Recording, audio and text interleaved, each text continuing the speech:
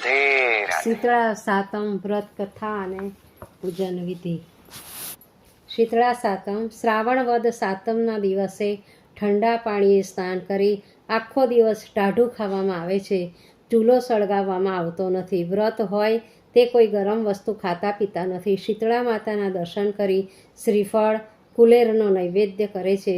ચૂલો ટાઢો કરી તેનું પૂજન કરી આંબો અને કપાસનો ઉગેલો છોડ મૂકવામાં આવે છે અને તેનું પૂજન કરવામાં આવે છે। શ્રાવણ માસ બેઠો, વદની સાતમ આવી, ગામ આખાએ ચૂલો ઠંડો કર્યો।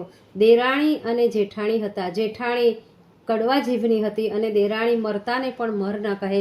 જેઠાણી કોઈના કામ માટે રાડું ના ભાગે એટલે કોઈનું કામ પણ ન કરે અને દેરાણી પારકા માટે જાત ઘસી નાખે તેવી। જેઠાણી કામચોર અને દેરાણી કામગરી। પણ શીતળા સાતમે જેઠાણીએ પોતાનો ચૂલો ઠંડો કર્યો। કામમાં પડેલી દેરાણી ચૂલો ઠારવો ભૂલી ગઈ અને કામમાં થાકમાં ઊંઘી ગઈ। રાત પડીને શીતળા માતા આવ્યા ચૂલાની ટાઢી રાખમાં આળોટવા। ચૂલામાં આળોટે ને ટાઢી રાખથી સાતા વળતા કહે, બાઈ, હું ઠરી એવા તારા પેટ ઠરો અને તારા છોકરા સાજા સમા રહે। દેરાણીના ચૂલામાં રાખ હતી। શીતળામાં દાઝ્યા તેથી કહે કે ફટ ભૂંડી, મને બાળી, જેવી હું બળી તેવા તારા પેટ બળજો। એ સાથે જ દેરાણીના છોકરાને તો શીળે નીકળ્યા। જેઠાણી બોલી, ફટરે નઘરોડ, ચૂલા ન ઠાર્યો અને માતાના શ્રાપ પડ્યા। છોકરો બચાવવો હોય તો ગોત માતાને અને મનાવ માને।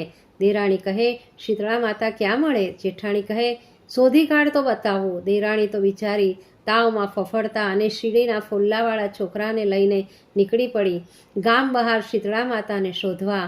રસ્તે મળી તલાવડીને પૂછે છે, બાઈ રે બાઈ ક્યાં ચાલી? માતાજીને શોધવા, દેરાણી બોલી। તલાવડી કહે, માતાજી મળે તો બેન મારું દુઃખ કહીશ? હું તો ભરી છું છલોછલ, પણ મારું કોઈ પાણી પીતું નથી। દેરાણી કહે, હા તલાવડી, હું કહીશ અને કારણ વારણ જાણી અને તને પણ કહીશ। થોડું આગળ ચાલીને સામા વળ્યા ઘંટીના બે પડ બાંધેલા અને સામસામા માથા ભટકાવીને વઢતા બે પાડા। એમણે પૂછ્યું, ભાઈ, આમ છોકરું લઈ ક્યાં ચાલી? આથડી આથડી। દેરાણી બોલી, માતાજીને શોધવા, મને શ્રાપ પડ્યો છે તે મનાવવા છે। પાડા કહે, તો માતાજીને અમારું લડવાનું કારણ પૂછતી આવજે। અમારે કોઈ લડવાનું કારણ નથી, તોય અમારી આંખો મળે કે અમે એકબીજાને માથામાં ઢીક મારી ઘાયલ થઈ ને ઘાયલ કરીએ છીએ। અમારે આવું કરવું નથી, તોય થઈ જાય છે। માનું આનું કારણ તું અને વારણ પૂછતી આવજે। દેરાણી કહે, હા ભાઈઓ, હું જરૂર કહીશ અને પૂછતી પણ આવીશ। આગળ ગઈ તો રસ્તે મળ્યા ડોશી। એ કહે, બાઈ રે બાઈ ક્યાં ચાલી? દેરાણી બોલ્યા, શીતળા માતાને શોધવા અને મળે ને એટલે માફી માગી એમને પૂજી પ્રસન્ન કરી એમના શ્રાપથી છૂટવા માટે। ડોશી કહે, મારું કામ કરીશ બેટા? દેરાણી કહે, હા માડી જે કહેશો તે કરીશ। ડોશી કહે, મારું માથું જોઈ દે અને તેલ નાખી દે ને। દેરાણી તો પલોઠી વાળીને બેઠી, ખોળામાં છોકરાને રાખીને બેઠી।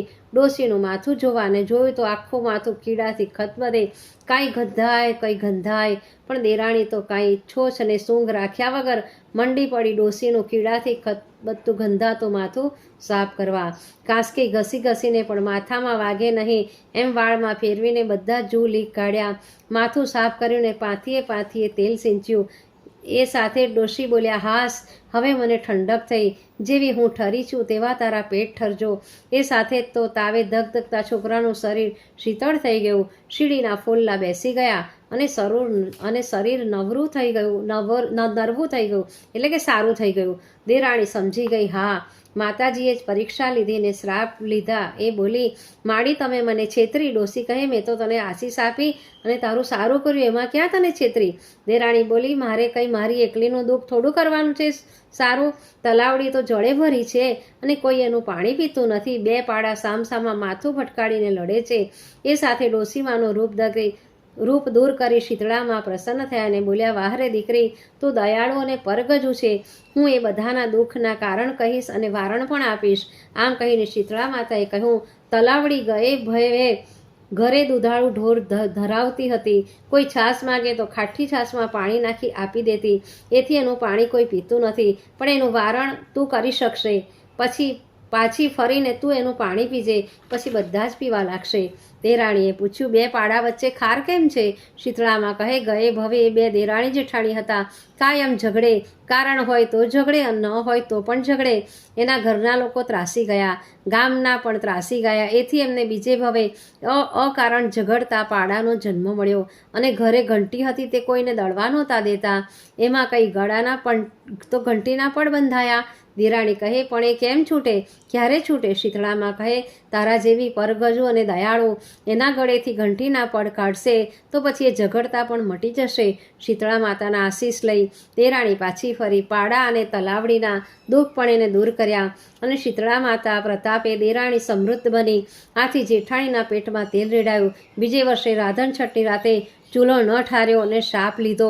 પછી નીકળી ગોતવા. માતાજી ડોસી થઈ મળ્યા ને પૂછ્યું તો તુંડ મિજાજી જેઠાણીએ ડોશીને પાટું માર્યું.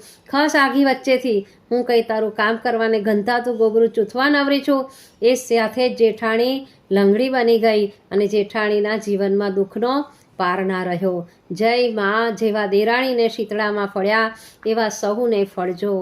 જય શીતળા માત કી જય.